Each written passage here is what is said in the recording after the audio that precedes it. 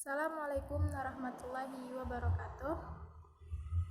Perkenalkan, nama saya Ami Sintia dengan NIM 2020502065, kelas 252C, Prodi Bimbingan Penyuluhan Islam, Fakultas Dakwah dan Komunikasi, Universitas Islam Negeri Raden Fatah Palembang. Di sini saya akan menjelaskan materi tentang teori Gestalt pada mata kuliah pengantar psikoterapi dengan dosen pengampu Bapak Dosen Haji Hendra Wijaya SAG MPDI. Langsung saja. Yang pertama, mengenai konsep dasar Gestalt mengenai kepribadian atau perilaku.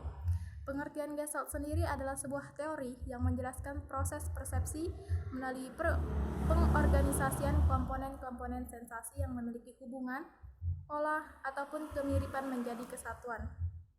Penemu teori Gestalt adalah Friedrich atau Fritz Perls dan mulai berkembang pada awal tahun 1950-an. Pendekatan Gestalt berfokus pada masa kini dan dibutuhkan kesadaran saat itu juga. Psikoterapi Gestalt menitik beratkan pada semua yang timbul pada saat ini. Pendekatan ini tidak memperhatikan masa lampau dan juga tidak memperhatikan yang akan datang. Jadi, pendekatan Gestalt lebih menekankan pada proses yang ada selama terapi berlangsung.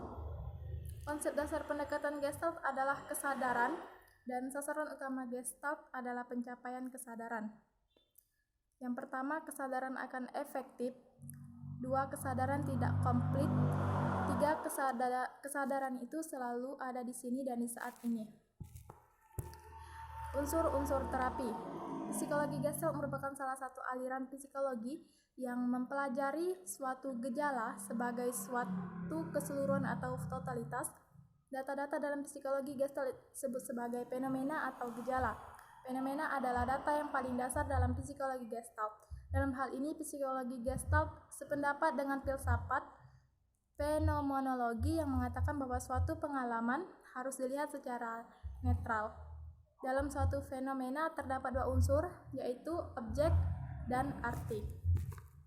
Munculnya gangguan. Kemunculan Gestalt merupakan reaksi terhadap behaviorisme strukturalisme yang berkembang di Amerika. Timbulnya perilaku bermasalah pada individu menurut pandangan Gestalt adalah ketidakmampuannya individu mengatasi masalahnya sehingga cenderung melakukan penghindaran. Masalah-masalah yang muncul dalam perkembangannya, individu membentuk berbagai cara menghindari masalah dan karenanya menemui jalan buntu dalam pertumbuhan pribadinya. Tujuan terapi. Tujuan terapi membantu klien agar berani menghadapi berbagai macam tantangan maupun kenyataan yang harus dihadapi. Tujuan ini mengandung makna bahwa klien haruslah dapat berubah dari ketergantungan terhadap lingkungan atau orang lain menjadi percaya pada diri sendiri, dapat berbuat banyak untuk meningkatkan kebermaknaan hidupnya.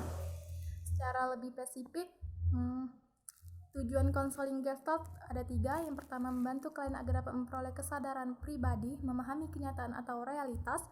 2, membantu klien menuju pencapaian integritas kepribadiannya. 3, mengentaskan klien dari kondisi yang tergantung pada pertimbangan orang lain ke mengatur diri sendiri. Peran terapis. Tugas utama terapis adalah membantu klien agar mengalami sepenuhnya keberadaannya di sana dan sekarang dengan menyadarkannya atas tindakannya mencegah diri sendiri merasakan dan mengalami saat sekarang.